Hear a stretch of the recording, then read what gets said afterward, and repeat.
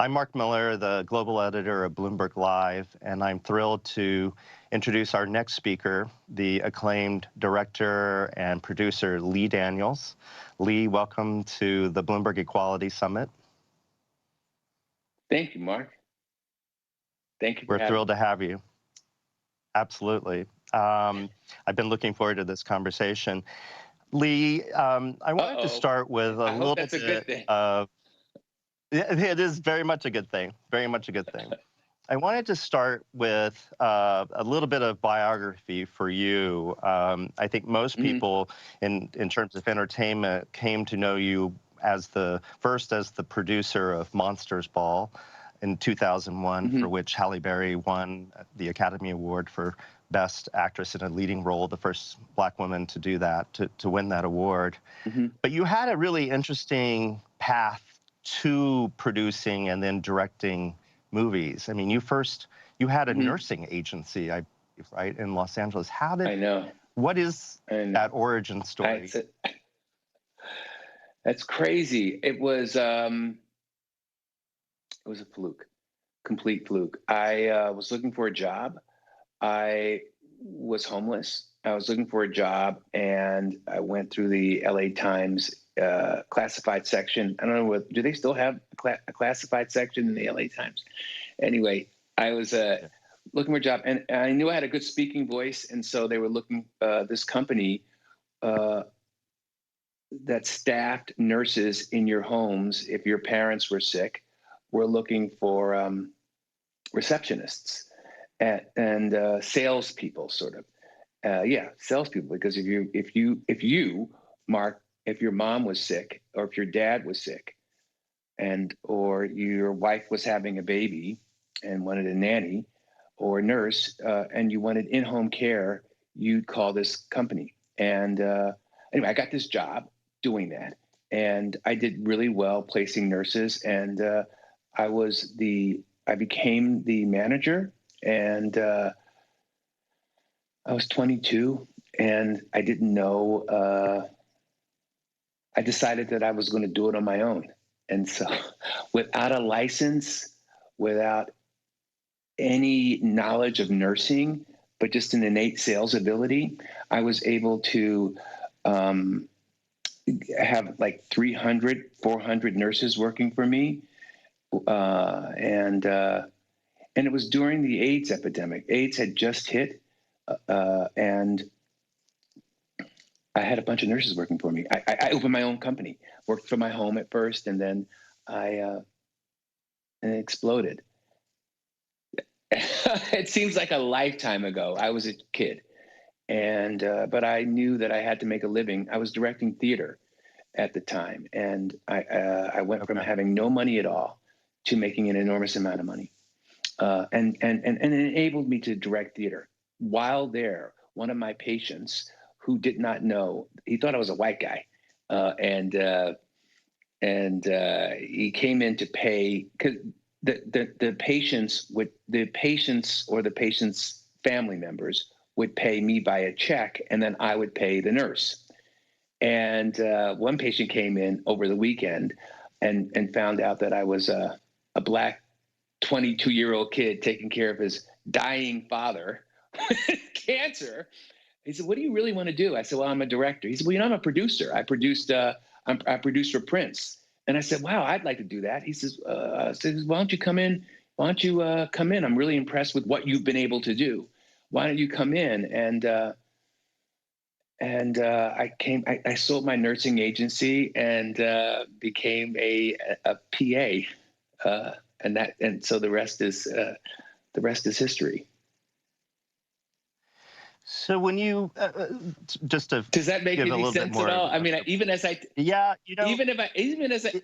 tell you, it's a crazy, wacky story, but it was a story that it's how I got into the business. I didn't go to film school. I couldn't afford film school. I didn't even know that there were Black directors that were doing what it is that I wanted to do. I wanted to direct film, and I didn't know that there was even a title called director.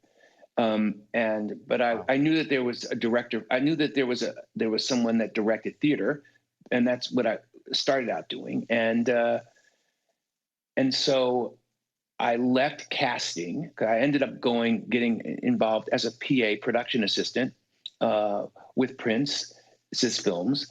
Right. And then from there, I went from casting to managing actors and all the while directing one acts and such, to producing. And my first film was Monsters Ball, and that sort of it took off from there. It was a very sort of weird way of getting into the business, but the business wasn't set up for Black people to get into the business. So we did anything by hook or crook to break through in Hollywood. Right.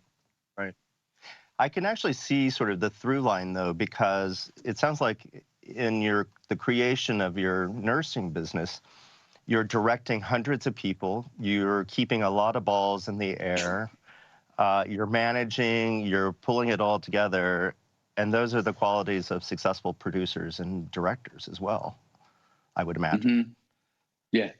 Right. Yes, you are correct. So Monsters Ball, how did you choose that as the first film you wanted to produce, and how difficult was that to produce in 2001? It was a SEG because I represented the talent. I represented a kid named Wes Bentley at the time, who was in American Beauty. I put him in. He gave him his second job in American Beauty, and he became a star at that time. But he was attached to Monsters Ball, and we went out and tried to set it up with him. He pulled out at the last minute, and I replaced him with Heath Ledger, and but I still was the sole producer of the film. I didn't know how to produce, so I started interviewing director. I didn't know how to direct, rather. I didn't know how to produce because it was my first thing my first thing producing too. But I wanted to direct it, but I knew that I didn't have the skills to direct it. I knew that I knew how to direct theater, but I didn't know how to direct film, and I didn't know how to hold a camera or anything. I had learned on the sets of many of the actors that I managed. I learned what a gaffer did, what a PA. I knew what a PA did, but what a cinematographer does, and a costumer. All of those, what the whole crew of a film looked like, and but I didn't know how to hold a camera or actually call myself a director then, and so I learned a lot from a young filmmaker, Mark Forrester, who came in and did an exquisite job directing the film, and I learned firsthand there. And so that was my entree into. And then because of the subject matter, it was really important that I chose. I knew that it was also part of what the art, what I'm trying to make a point at as an artist is to make sure that I make people think when you leave the theaters. And I love the story of Monsters Ball. It was a complicated story about race and race relations in America that people didn't really want to talk about. And I knew that I would get flack from the Black community from it because it was very controversial. And then my career took off from there. So after that, in 2005, you directed your first film, Shadow Boxer, and then in 2009, Precious, another very powerful movie. Monique won Best Supporting Actress. Gabourey Sidibe made her debut. One thing I want to pick up in a minute is the way you are using, particularly women who haven't acted before, and drawing out these amazing performances from them. And after Precious, then you directed The Butler in 2013. 2015, you created and directed, co-created and directed Fox's Empire, and then Star. And that brings us to today, where your latest film is The United States versus Billie Holiday. And we have a brief clip that I wanted to play to give our audience a sense of the movie. if they haven't already seen it, which I recommend everyone should see it. So if we could play that clip, that would be great. Thanks. Don't you know who this is? She was thinking of something more special. I'm downright flashy, you know. Ladies and gentlemen, Miss Billie Holiday. Reporters keep asking me, Billy, why you do the things you do? This is what I tell them. We love you. NAACP says Billie Holiday is the voice of our people. I think we should integrate the audience with this show. Change it up a little bit. You know, blacks and whites sitting together. You knew what you were getting yourself into when you decided to come on the road. Get out my goddamn clothes. I'm gonna take everything except your bra and your pants. Which one of my songs is your favorite song? Strange Fruit. It's a song about important things, you know. Things that are going on in the country. This holiday woman's causing a lot of people to think the wrong things. The starting gun for this so-called civil rights movement. Those lyrics provoke people. Y'all got a plan? She's a drug addict. Exactly. I cut Strange Fruit. I want to sing the damn song. It's for your own good, okay? I sing what the want.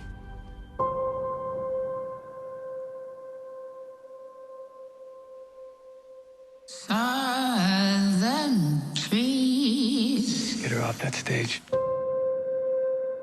Bear strange fruit.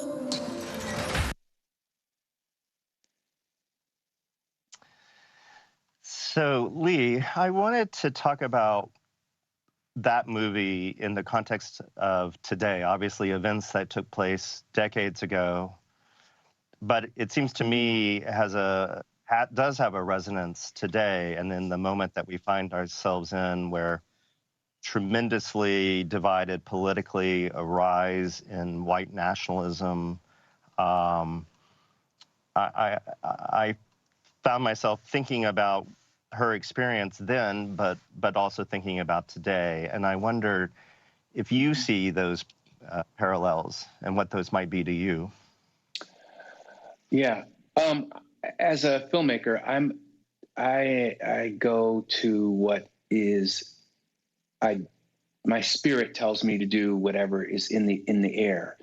When I did The Butler, it was really about hope because Obama was president and that's what he was talking about. And if you're familiar with the film, at the end of it, the butler walks down and sees President Obama, and you just get the tingles, and it makes you feel good. And but when I was doing Empire, Taraji, who plays Cookie, and Terrence, who plays Lucius, we all had 19-year-old sons, coincidentally, in different parts of the country, and they were all on probation. These are all college-educated young men, and they were all on probation. And I thought, what the hell's going on? What is happening? What if we didn't have the money to keep our sons on probation? Where are we as a country? This is terrifying. And I just made me start thinking. And when I got the script about Billie, I started thinking about what was in the air. Look, it hadn't happened yet. The Floyd incident hadn't happened, but I could feel that it was going to happen. Billie is a call to arms. She began this civil rights movement as we know it. She kicked it off because of she didn't like what was happening in the South with the lynchings, and the government stopped her. So yeah, I didn't intentionally know that we would have George Floyd and that there would be nooses at the Capitol when we started this film, but I could feel it in the air. So my artist is sort of in me that is led to what's in the ether. And so yeah, is there a correlation? For sure. This movie is important right now. It was important back when Billie did it. I think it's going to be important in the next 40 years unless we're doing the work. America is fractured.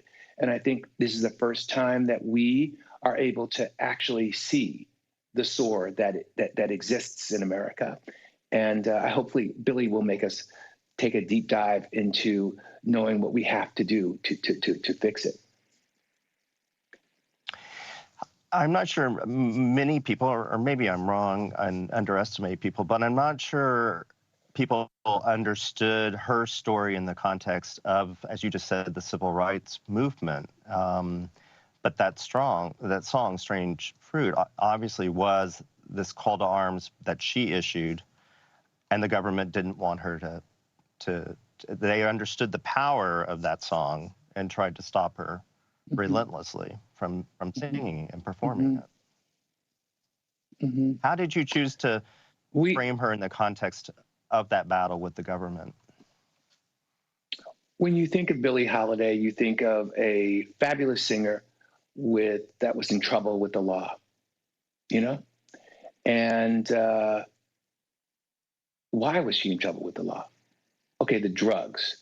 Okay, but it wasn't really the drugs. They wanted her to stop singing the song. She was trying to get off of drugs.